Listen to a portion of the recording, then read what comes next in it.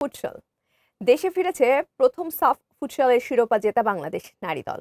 সন্ধ্যায় থাইল্যান্ড থেকে ফেরা অপরাজিত চ্যাম্পিয়ন হওয়া দলটিকে বাফুফে বিশেষ সংবর্ধনা দিচ্ছে। সংবর্ধনা দিতে সাবিনা কৃষ্ণাদের ছাদখোলা বাসে নেওয়া হচ্ছে রাজধানীর হাতিরঝিলে।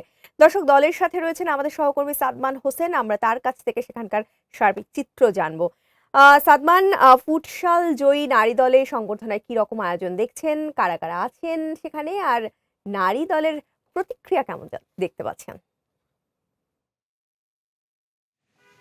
ধন্যবাদ প্রিয়াঙ্কা। ইতিমধ্যেই সারা বাংলাদেশের ফুটবল প্রেমীরা জানে যে আমরা এবারের 2026 সালের সাফ নারী ফুটসালে চ্যাম্পিয়ন হয়েছি এবং এবারে এয়ারপোর্টে আমাদের যারা নারী ফুটবলাররা গিয়েছিলেন ফুটসালে তাদেরকে কিন্তু বিশাল এক সংবর্ধনা দেওয়া হয়েছে। ছাদখোলা বাসে দ্বিতীয়বারের মতো বাংলাদেশের নারী ফুটবলাররা তারা পুরো ঢাকা শহরের মানুষজনকে জানান দিতে পারছেন যে আমরা চ্যাম্পিয়ন হয়েছি। এই মুহূর্তে এয়ারপোর্ট থেকে আমরা আছি হাতিরঝিলের পথে।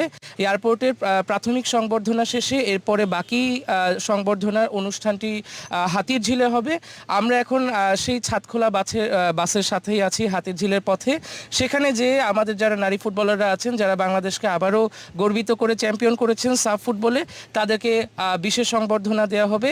আমরা দেখেছি আমাদের যারা নারী ফুটবলাররা আছেন প্রত্যেকেই অত্যন্ত উচ্ছ্বসিত, বিশেষ করে সাধারণ দর্শক এবং ফুটবল প্রেমীরা এয়ারপোর্টে এবং রাস্তাতেও তারা ভিড় জমিয়েছেন তাদেরকে সংবর্ধনা দেওয়ার জন্য। সে কারণেও তারা জাতীয় পতাকা হাতে এবং তাদের সাফ টুর্নামেন্টের যে ট্রফিটি আছে সেটি হাতে তারা প্রত্যেকটা পথচারীকে, প্রত্যেকটা গাড়িতে যারা যাত্রীরা আছেন প্রত্যেককেই তারা সেই ট্রফিটি দেখাচ্ছেন এবং প্রত্যেকেই কিন্তু আনন্দের প্রতিক্রিয়া দিয়েছেন এখন পর্যন্ত।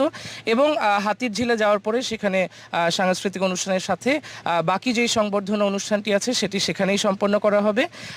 এখন পর্যন্ত যদি বলে রাখি যে এবারে সাবিনা খাতুন, কৃষ্ণা রানী তারা কিন্তু অত্যন্ত ভালো পারফর্ম করে তবেই সাফ চ্যাম্পিয়ন করেছে।